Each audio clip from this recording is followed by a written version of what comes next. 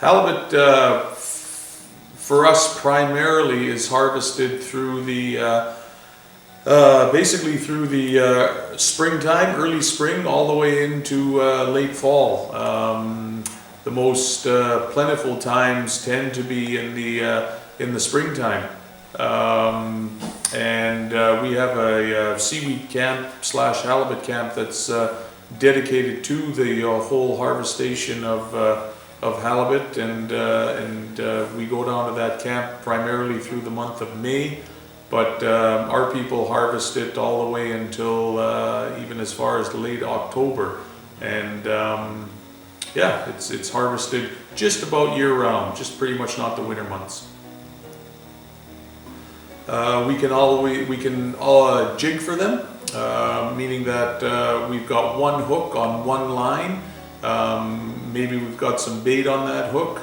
And we just imitate fish down on the bottom of the ocean and hope that halibut will bite it. And we don't just fish for halibut just anywhere. We've got certain places that we go that we harvest halibut for or from.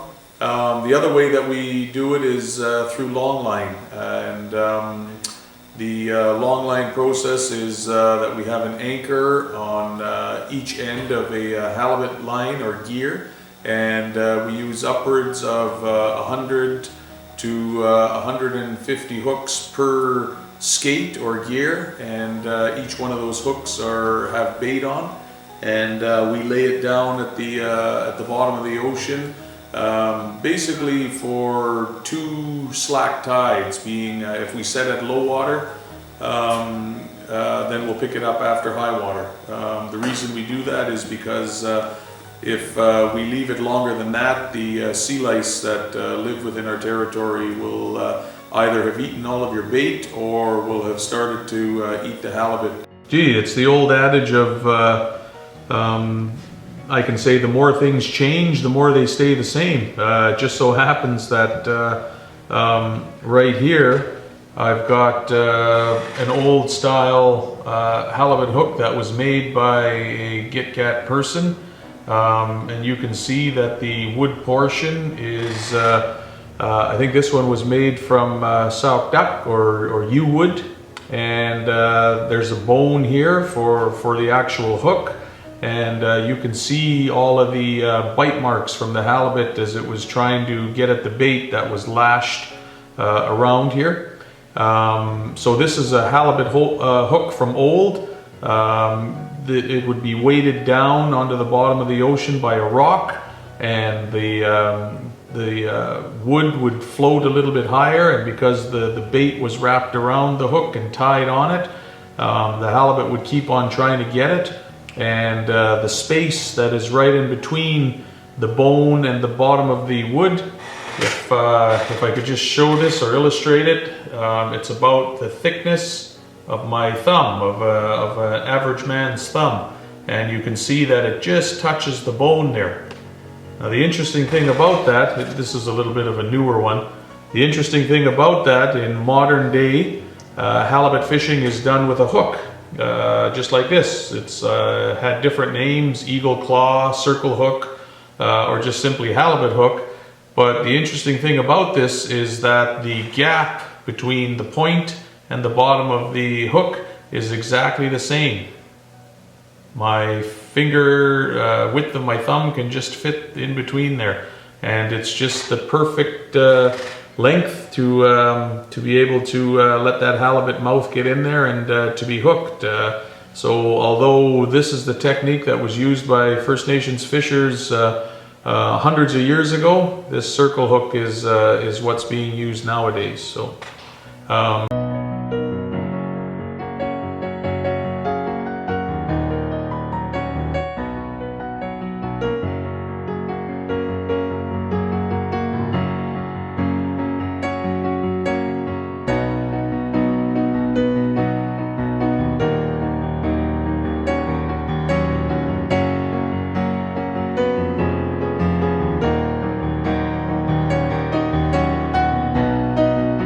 The number one rule is take what you need and use what you take. Don't waste anything.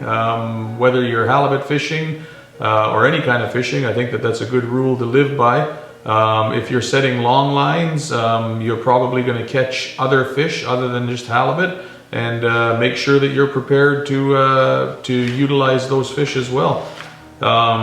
Some other rules that I've heard about: never ever make fun of the fish that you're catching.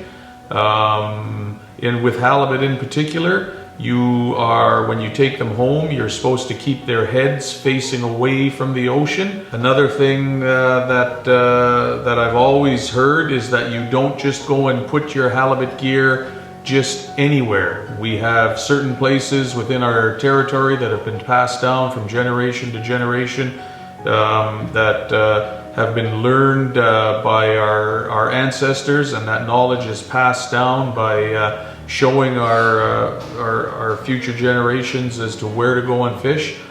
Halibut's used for food. We primarily use it for food. We freeze it fresh. We make halibut walks.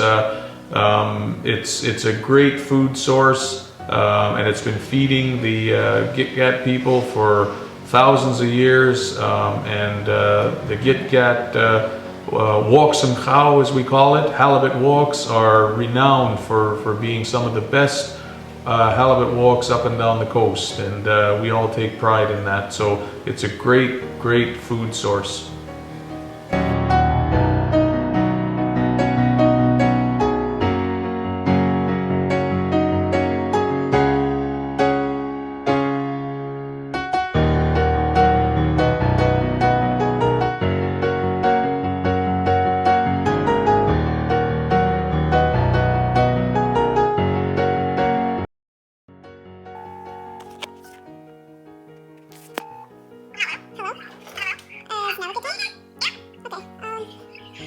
To be so long first, and then I'd use my hands and twist it around my knuckles, like in my fingers, and then snap it at the base. And then depends on how long they are, they might have discoloration at the end already, like I call it blonde, where it looks like it's white and probably getting rotten. So then you snap the ends off again, the other end.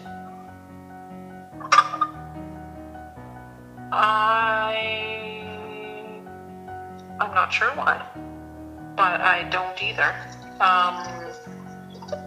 Just maybe because it's slippery and the seaweed could be getting rotten when it's raining.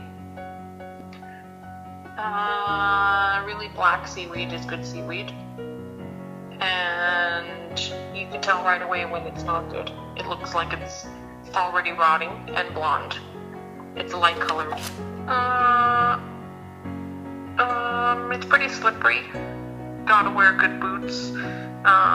Wear rain gear because you're not walking around a lot. You're crawling around basically. And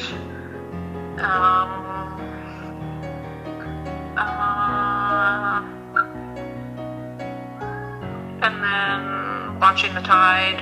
So you have to get out there before it's right low, then pick until it starts coming up. But as it starts coming up, it gets a little rough. So the swells start to get bigger. So you want to get on the boat before that happens.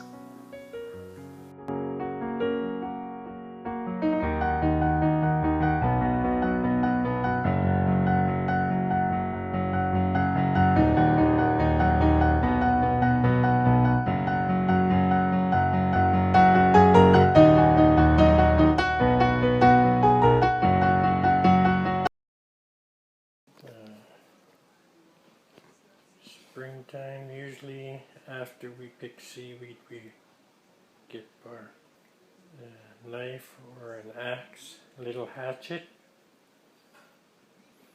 You can weave mats, hats, baskets for picking berries and making fishing line. I like cedar, red cedar and yellow cedar. But I don't know if yellow cedar lasts longer than red cedar. It's just a lot of fun doing it, and just about anyone could do it. The hardest part's just getting it started. After that, it's just step back and pull. Just yellow cedar bark is smooth compared to red cedar. Red cedar has cracks in the bark, and it's harder to work with if you don't do it right away. And yellow cedar has lots of pits.